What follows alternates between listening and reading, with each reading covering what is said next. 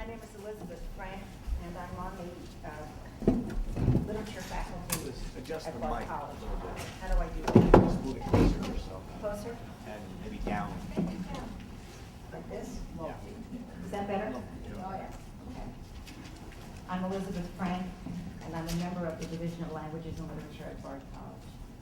And it is my great pleasure today to introduce to you Roger Hodge, who spent 14 years at Harpers magazine, where he was editor-in-chief from 2006 to 2010.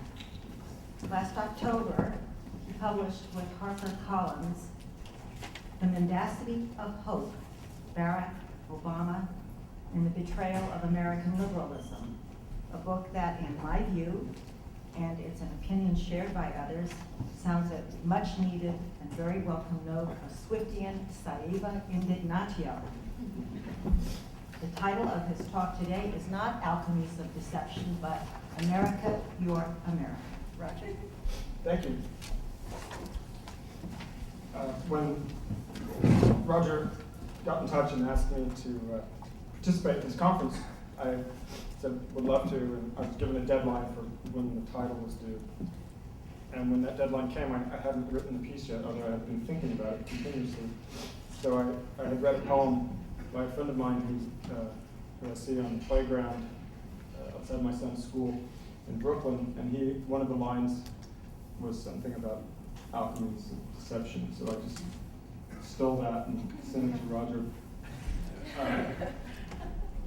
As I read through the contemporary literature, philosophical literature on lying, I was increasingly frustrated by what I saw as an apologetics for lying. In Martin Jay's recent book, Virtues of Mendacity, for example, there's a constant sort of refrain about why mendacity was good and necessary, and we should be more accepting of it. And this constant worry about the French Revolution, there's this paradigm of the hunt for hypocrites gone amok, and I was tempted to engage with that book directly,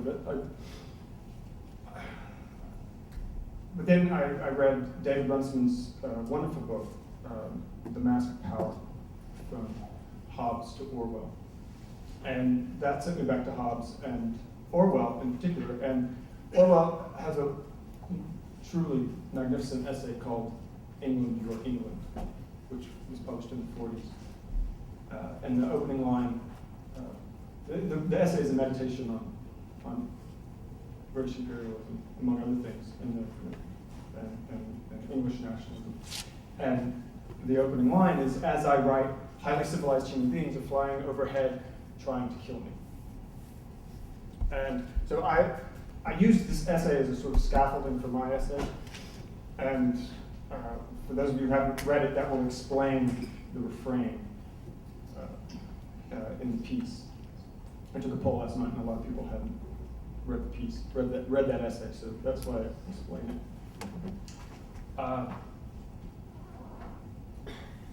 And it's very much a piece of writing, so I will read, but I won't read the whole thing because that would take too long, and I'll try to look up as much as possible and make eye contact and maybe extemporize a little bit.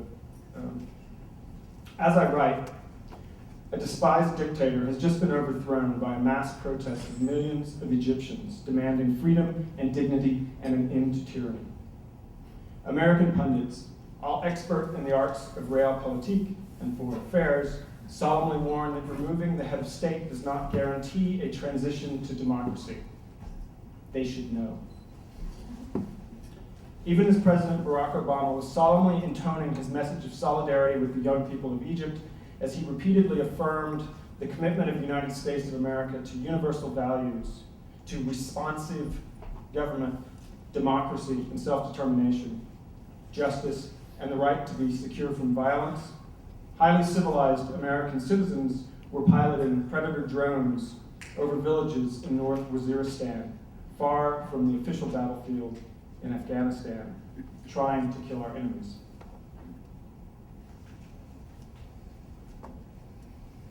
Our drones and missiles and other instruments of aerial menace also haunt the skies of Yemen and Somalia, as well as the more familiar theaters of Iraq and Afghanistan. In addition to the occasional Taliban or Al-Qaeda fighter, our remote-controlled flying robots also kill non-combatants, villagers, farmers, innocent men, women, and children who can have little comprehension of the reasons of state that send them swiftly to their deaths. Celebrations here in America over the abdication of our former client, Hosni Mubarak, have been tempered somewhat by the recognition that it was our military aid that made his tyranny possible. Is it too much to ask that we might also question the imperatives that send our bombers, predators, reapers, and other flying vehicles into the bright skies of Asia, Africa, and the Middle East? In its confrontation with a revolutionary world, the United States of America, the original revolutionary state, has all too often failed tests of principle in favor of sordid compromises with cruelty. When this country emerged as a great power at the end of the 19th century, like all such powers, it pursued its selfish national interests ruthlessly. In the anarchy of the world system of states, it did not act differently from other powers. Unlike most other powers, however, the United States succeeded in subjugating neighboring and weaker states, expanded its influence, and after a rapid series of confrontations with its principal rivals, emerged in the 20th century as the largest and most powerful military empire in history. Yet even if in its power and glory, America is insecure. We are jealous of our dominion, even as we refuse to acknowledge our true nature. Empty phrases such as sole remaining superpower announce and reinforce our preeminence while simultaneously suggesting that our posture is reluctant or accidental. Previous empires celebrated their majesty and martial prowess. America does so as well, but with a troubled conscience. We have difficulty sleeping, and so sing patriotic lullabies to ourselves every night on the evening news. No empire can enjoy unquestioned or unresisted hegemony, and the long, bloody history of our military adventures bears witness far more eloquently than Barack Obama's speeches to the true character of our universal values. Our president, in his 2009 speech announcing the escalation of the Afghan war, standing before the assembled cadets at West Point, at the same time declared the advent of peace in that distant Central Asian territory. Such ludicrous double gestures appear and reappear in Obama's rhetoric like a tick. As if in recognition of the essential falsity of his promise to begin the withdrawal of American troops by the summer of 2011, Obama uttered what can only be called a lie in the strange idiom of technocratic administration. That process of withdrawal, he said, would be a transition to Afghan responsibility. It appears that we're somewhat behind schedule. Last year in Afghanistan, at least 2,421 civilians perished in our struggle to win their hearts and minds. Since David Petraeus assumed command in Afghanistan less than a year ago, we have committed 3,620 air attacks, as the most recent figures that were available as I wrote. Our warplanes, if they were true to their recent averages, flew roughly 170 bombing missions in Afghanistan during the Egyptian uprising. In December, the administration released a summary report of its progress in Afghanistan. On the very first page, the document affirmed NATO's enduring commitment beyond 2014. Perhaps the president knew that he was lying when he gave that West Point speech. To my eye, he did not appear comfortable in his imperial persona. We'll never know for sure. But what we can say is that since then, he has been practicing. His face is changing to fit his mask. Obama's painful dithering over the Mubarak regime, offering verbal support to the demonstrators while working in the shadows to ensure that essential elements of the regime would remain in place, suggests that even now the mask of power does not fit properly. Foreign observers especially noticed the hypocrisy. On NPR, one expert worried that Obama had mostly succeeded in demonstrating his own diplomatic impotence his inability to impose his will on the foreign clientele. Within days of Mubarak's fall, however, the New York Times sought to explain the inconsistent messaging coming out of the White House as the product of a rift in the administration, casting Hillary Clinton and Frank Wisner, Obama's special envoy to Egypt, as reactionaries left behind by what Obama had called the inevitability of human freedom.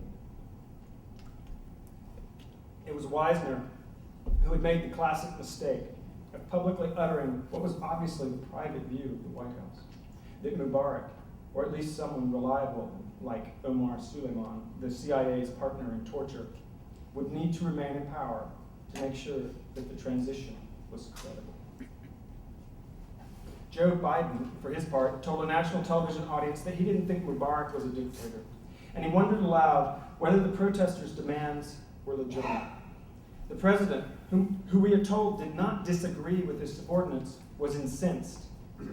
The rift thus turns out not to have been a rift at all.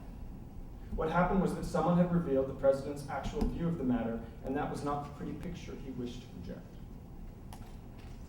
Rhetorically, Obama is much more comfortable with the persona of liberator.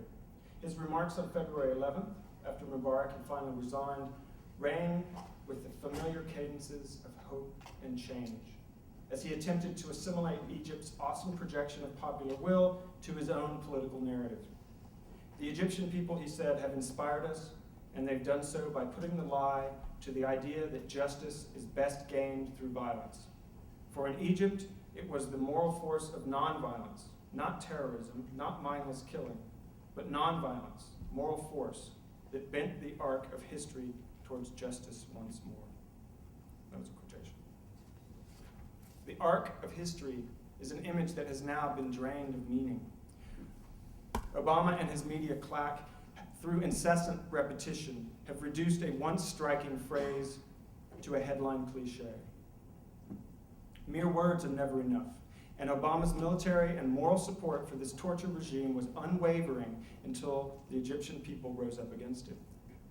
After all, it was in Cairo that Obama chose to deliver his great message of friendship to the Muslim world. On June 2nd, 2009, a BBC journalist asked the president whether Mubarak wasn't an authoritarian ruler. You know, he said, I tend not to use labels for folks.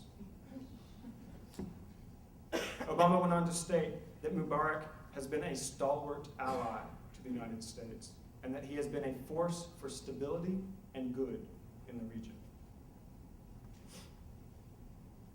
Prior to January 25th, in Arendtian terms, there was no true political space in Egypt. Suddenly, miraculously, a public sphere opened up in Tahrir Square, and a people that had previously lived under a vicious system of control suddenly stepped out into the open where they might see and be seen in entirely different conditions. But it is a peculiar revolution that takes place under the watchful eye of a military establishment that can scarcely be distinguished from the old regime. A military which then assumes absolute control of the state and the process under which a new constitution will be drafted. Even if things go as well as can possibly be expected, and a democracy of some kind emerges, is it conceivable that the Egyptian military's foundational role in the creation of the new order will come to be challenged? And is it not the case that a military that depends on American aid will continue to represent the interests of its patron? We all know how the story ends.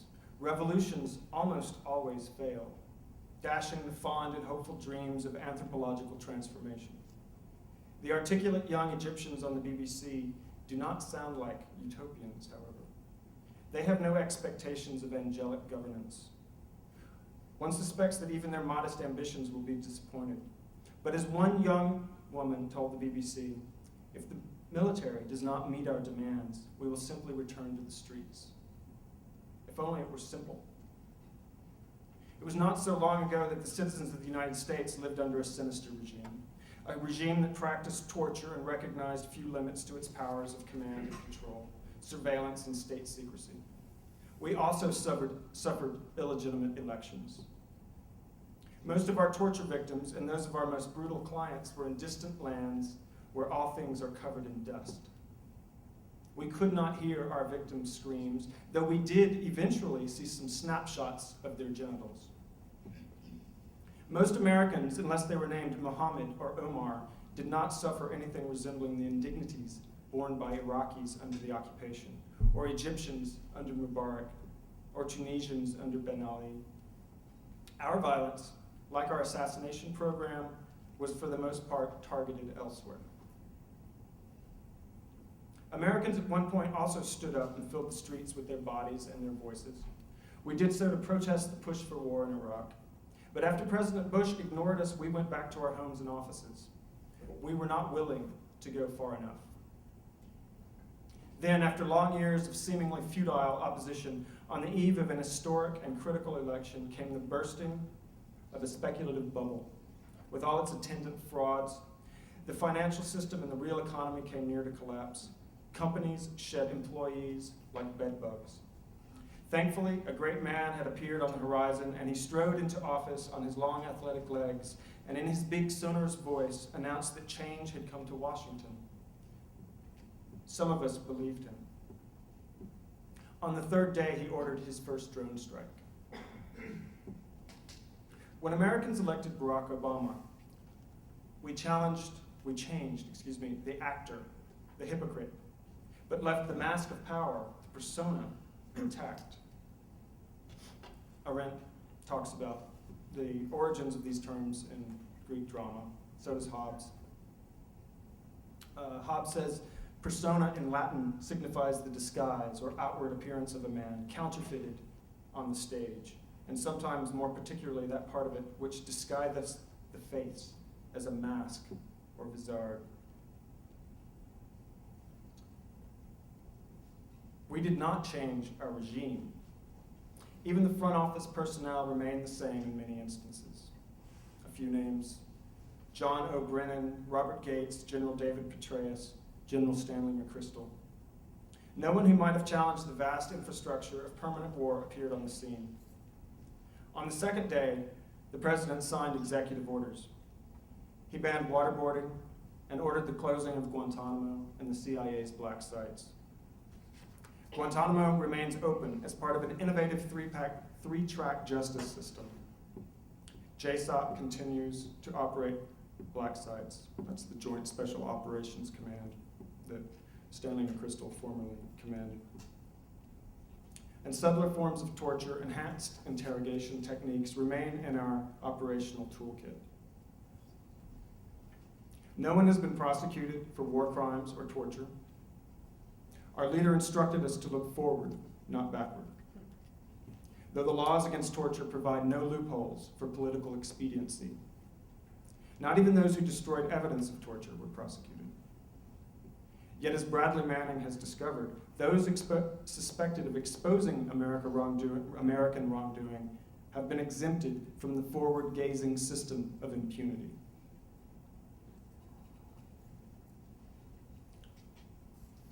In the next section, I discuss the most extended public comment by a member of the Obama administration justifying the undeclared war in Pakistan. There's a State Department lawyer named Harold Coe, and I won't go through that. There are a few phrases there that I want to highlight.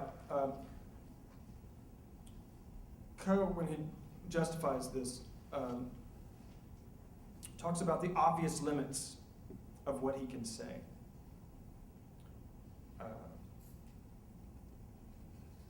And he assures his audience, and he asks them to take his word for it, that everything the United States does is perfectly legal. Perfectly legal.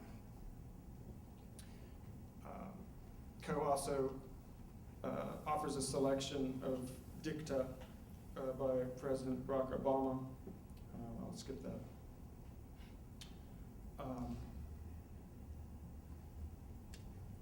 But the obvious limits is the part that I want to fasten onto. The obvious limits, what are those obvious limits? he assumes that his audience knows what the obvious limits are to what can be said by a representative of the United States government about an undeclared war and lethal operations, as he puts it. Now, the usual limits to what a journalist will say about lethal operations are to expose sensitive information concerning tactics, timing, location, and so on could potentially jeopardize the lives of our soldiers. But Coe isn't talking about troops. He's talking about flying robots controlled remotely by CIA or JSOC operatives. And these troops are far from the field of battle, as are the lethal operations. They're not in the official conflict zone. Now, when predators fly in Afghanistan, they must comply with clear objectives, decision procedures, and safeguards governing the use of these devices and the decisions of whether or not to strike. Such safeguards are secret when we're talking about secret operations. But in the official theater of battle, there are procedures of accountability when something goes wrong, as it often does. This week, American helicopters attacked and killed 9 little boys, named ages 9 to 14, who were gathering wood in a mountainous area of eastern Afghanistan, near the village of Nagalam in the Kunar province. One 11-year-old boy survived and told reporters what happened. The helicopters hovered over them, fired a rocket, blowing up a tree, which saved the boy's life, because they couldn't see him. And then they shot the boys, one by one, like dogs. Now, as it happens, I was in a helicopter last week in South Texas, being given a demonstration of surveillance technology by the Border Patrol. And the capabilities of these cameras is truly phenomenal. You can see miles with these cameras. You can zoom right in and count the hairs on someone's face. It is impossible that these pilots did not know that they were firing at children. It's impossible.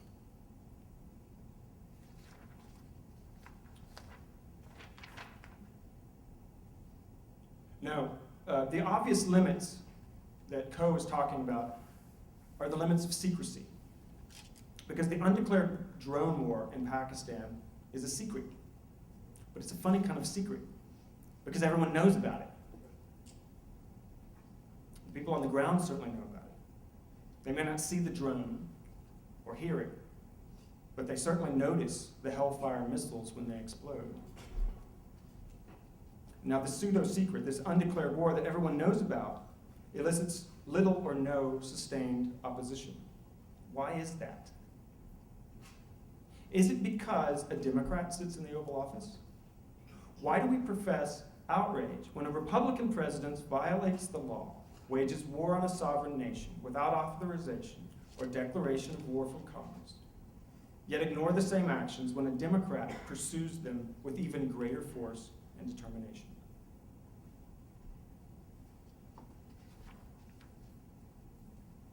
Under President Bush, 42 drone attacks were carried out in Pakistan between 2004 and 2008, 33 of which were in 2008. Bush appears to have reviewed the policy, or at least his advisors, because when I'm talking about Bush and Clinton, of course, what I'm talking about is a group, really. These people stand in for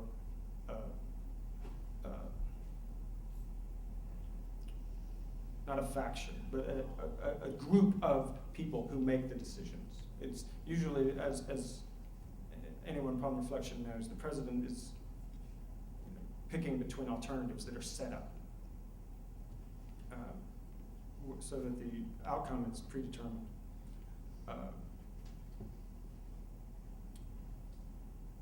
As I mentioned, President Obama authorized his first drone attack within 3 days of his inauguration.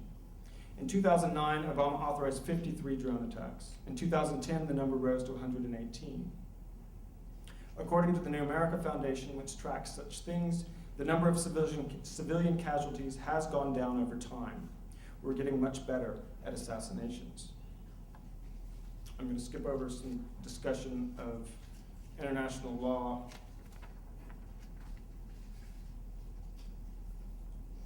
Recently, a retired CIA lawyer named John Rizzo spoke to Tara McKelvey of Newsweek magazine and revealed significant details about the decision procedures employed by the CIA drone team. Rizzo's account confirmed that government officials, I'm quoting, that government officials have to go through a more extensive process in order to obtain permission to wiretap someone in this country than to make someone the target of a lethal operations overseas. So it's easier to wiretap you or me than it is to kill someone. Excuse me. Thank you. Harder.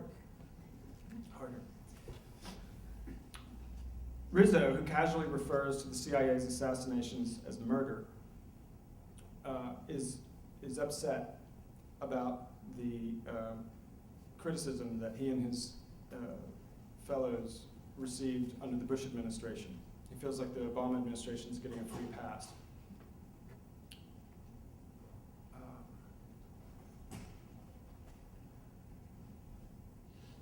McKelvey cites Gary Solis, the author of The Law of Armed Conflict, who argues that one of the reasons why we've seen this rapid escalation in targeted assassinations is that it's just easier to kill them than to go through legal procedures. He also points out that the CIA operatives, as civilians, fall under the definition of unlawful combatants that are used, this definition that is used to justify indefinite detention.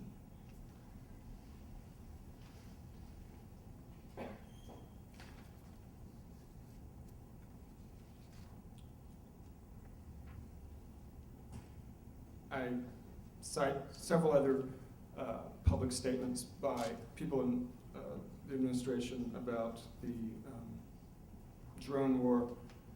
I'll skip over them, but perhaps the most telling was the comment from President Obama at the White House Correspondents' Dinner in May 2010. He said, "The Jonas Brothers are here. They're out there somewhere.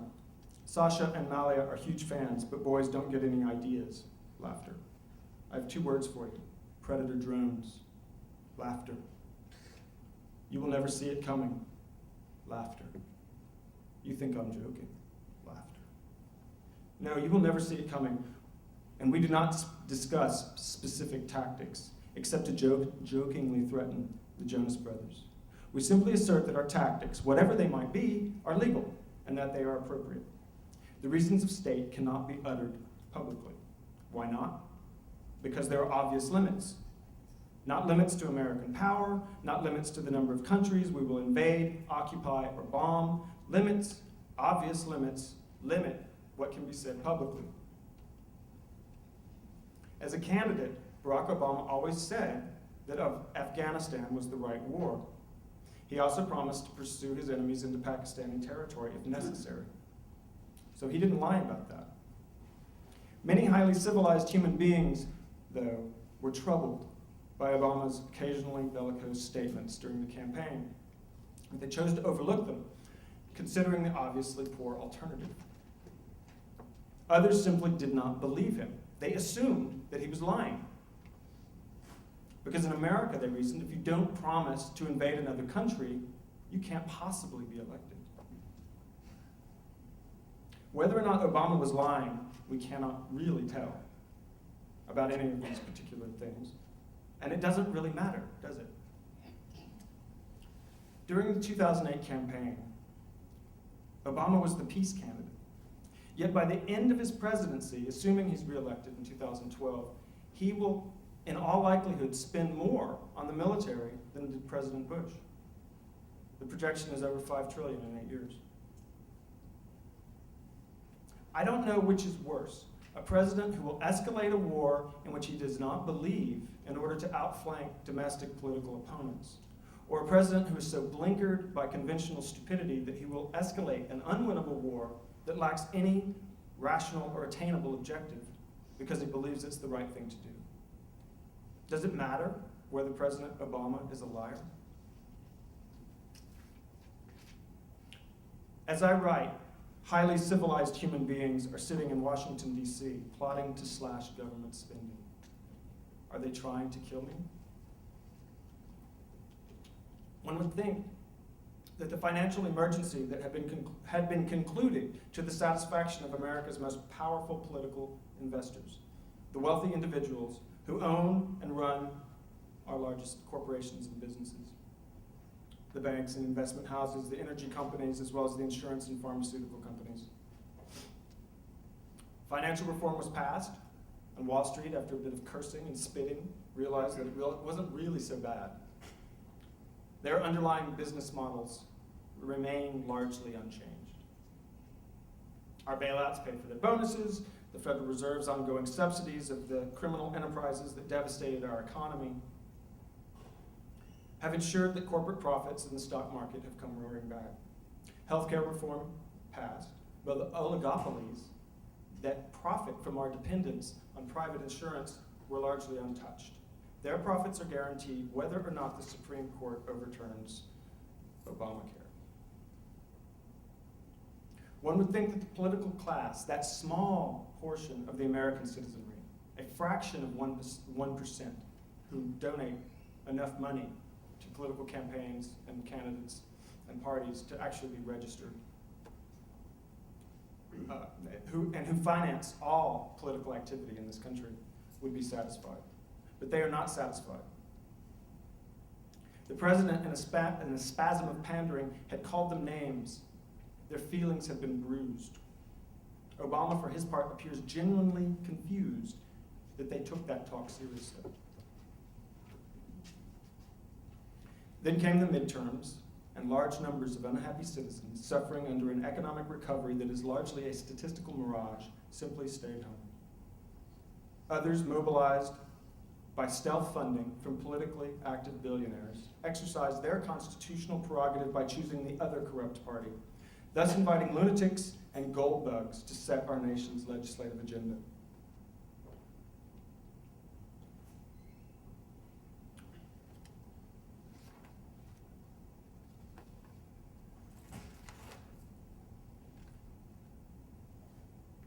Does it matter whether President Obama or his proxies utter falsehood about the CIA's assassination program? Did they lie about the state of the economy, about the alleged need to cut Social Security benefits? Does it matter whether our politicians are liars? Obviously, there are limits to honesty in politics. Indeed, we not only expect our statesmen to lie, we actively demand it. There are limits to honesty in everyday life as well. And in some respects, the mendacity that we demand of our politicians is simply an extension of our quotidian mendacity. We lie to our children, our friends and acquaintances, our spouses, our parents, all the time. Yes, Virginia, there is a Santa Claus. My, what a lovely dress. I love your haircut. You look great. This meatloaf is delicious. In the United States, we insist that our politicians engage in the most preposterous lies, lies that are not essentially different from those we tell children to inflate their self-esteem. America is the greatest nation on earth. We are a light unto nations. They hate us for our freedoms. We lie to ourselves about the economy, about the wars, about education, class, race, religion, sex, and gender. We even lie to ourselves about the weather. When we tell polite lies to our friends and loved ones to spare their feelings, we often do so out of kindness. Because to do otherwise would be cruel. When we engage in organized political lying, however, we almost always do so out of cowardice, ambition, fear, or greed. Our collective mendacity is almost always cruel.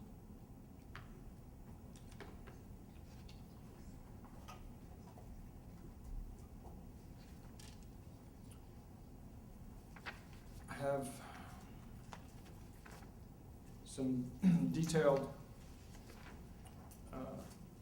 discussion of the mania for deficit reduction, the current mania for deficit reduction, which, although I think the numbers are interesting, I'm going to skip. The one observation will suffice. In December, in a grand bargain over the Bush tax cuts or increases, depending on how you look at them, our governors added between $3 and $5 trillion to the national debt. And now we are cutting programs that really provide essential services to the poor and middle class of our society. The grand bargain seems to have been forgotten. Okay. Another point, if you're interested in the historical context of these things and in the question of sustainability of government deficits, there's a number. They say 90% of gross domestic product is this magic number, that if you hit that number, all kinds of bad things happen. There's a wonderful paper by Thomas Ferguson and Robert Johnson, published by the Roosevelt Institute in December, that looks at these things in a very broad context. And they point out that when you have a managed currency, when you have a state that is managing its own currency and really has enormous discretion over interest rates and management of the debt, it's not the same as somebody like Spain or Greece or Ireland. And Britain, in the middle of the 19th century, for decades sustained deficits well over 200% of their gross national product.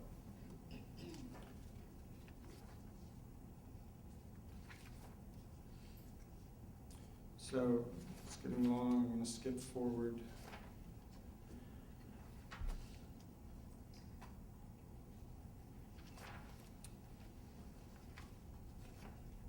By what strange alchemy was the golden candidate of 2008 transformed into the leaden president of 2011?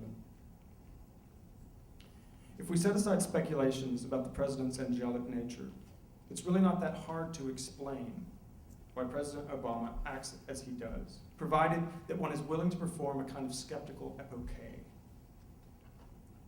The trick is to bracket hopes and dreams and fantasies, rhetoric and promises and slogans, almost anything that either the New York Times or the Wall Street Journal tells you about the motivations of a particular president or a particular party, about American politics in general and what it all means. Bracket all the professions of faith and universal values and the fierce urgency of now, and just focus on what our political actors do. Let the actions of our legislators and magistrates present themselves to your senses. Then perform some simple arithmetic and ask yourself, who profited? Quid bonum. Money in our political system is far more than a medium of exchange. It is the idea of influence. It is the only trustworthy metric of influence and power. If you have enough money and you are willing to invest in politics, which is what a political contribution is, it's an investment, your voice will be heard and your interests will be represented in the halls of government. That is where representation lies in our system. And as the Supreme Court has repeatedly affirmed, political spending and political speech are indistinguishable. Political contributions, both direct and indirect, have supplanted the ballot as the token of citizenship and political participation. If nothing else, Obama surely understands this.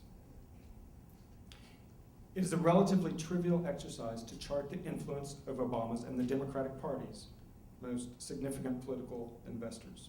Simply pay attention to who has directly benefited from the federal government's legislative and administrative output. Then test this against campaign finance disclosures. That's what this book does. I'm a literary entrepreneur. I must show you my cover.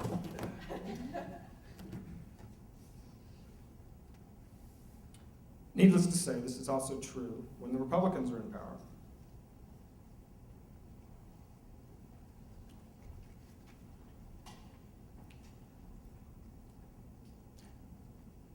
The presidential campaign of Barack Obama in 2012 is expected to spend $1 billion.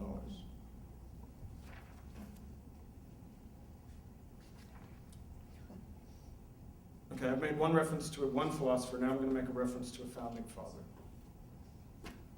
In 1792, James Madison described a perversion of Republican government that he feared might develop as a result of his great rival, Alexander Hamilton's energetic efforts to cultivate a dependent class of moneyed men, as Hamilton put it, a financial oligarchy bound to the programs of the new federal government by factional self-interest, which is how Madison put it, who would in turn direct the actions of the government to their own narrow objectives. This is basically the definition of corruption. He describes it as a government animated by the principle of corrupt influence. Such a government by, quote, substituting the motive of private interest in place of public duty, converting its pecuniary dispensations into bounties to favorites, or bribes to opponents, would enlist an army of interested partisans whose tongues, whose pens, whose intrigues, and whose active combinations, by supplying the terror of the sword, may support a real domination of the few under an apparent liberty of the many. Madison's essay, published in the National Gazette, February 20th, 1792, was motivated by political struggle in the highest sense, by a contest of political vision with his Federalist adversaries, in whose policies he saw the beginnings of the system of corrupt influence under which we now groan. The political moment captured in that essay was the first of many that posed the question of whether the principles animating our system of government would be republican or imperial. Although the decision in favor of the real domination of the few under an apparent liberty of the many was made long ago, the history of this country has continued to pose the question, as if it were possible to regain the proud satisfactions of self-government. It's obvious to everyone that our democracy is a fraud. It's obvious to the philosophers who write about it. It's obvious to the average citizen in the street. Although our politics are thoroughly corrupt, we persist in performing the rituals. And no doubt empty rituals are better than naked tyranny.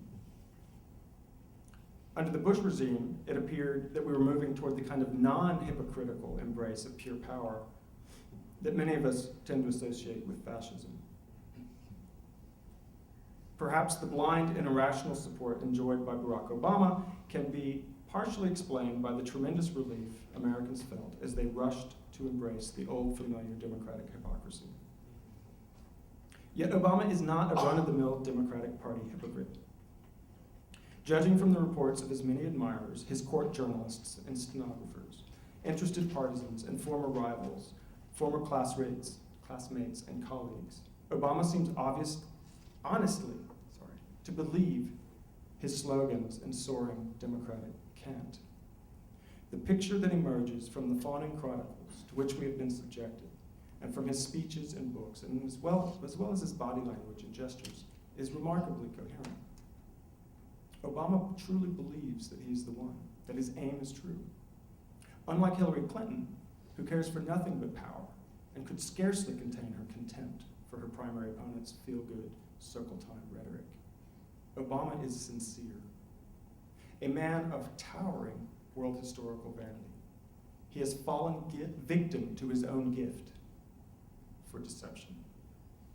Obama's mendacity illuminates our political predicament because it so perfectly captures the underlying realities of our spurious democracy. Obama's self-conceit, his double folly, mirrors our own.